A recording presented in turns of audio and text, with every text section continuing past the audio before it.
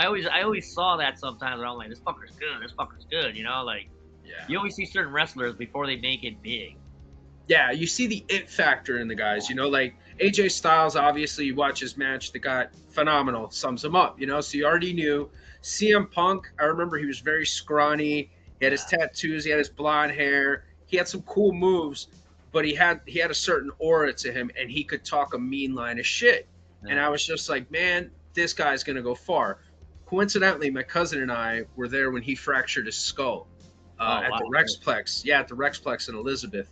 And so they had a Jersey J Cup, they called it, and they basically invited a lot of the top cruiserweights from all over the country to come and compete in this tournament. So that was the first time I met American Dragon, and my cousin and I were huge fans of his. And so he was really awesome. But that was also the first time he met AJ Styles. And so AJ Styles, he's a guy from Georgia. He talks with a Southern accent. And Yeah. Danielson would just look at him and be like, "Where are you from?" He'd be like, "I'm from Georgia." He's like, "And everybody in Georgia talks like that?" And he's like, "Yeah." He's like, "Oh my God, you sound ridiculous." Like he was just making fun of him the whole time. But that was the beginning of their friendship. And so, CM Punk, when we finally saw him wrestle, was very cool.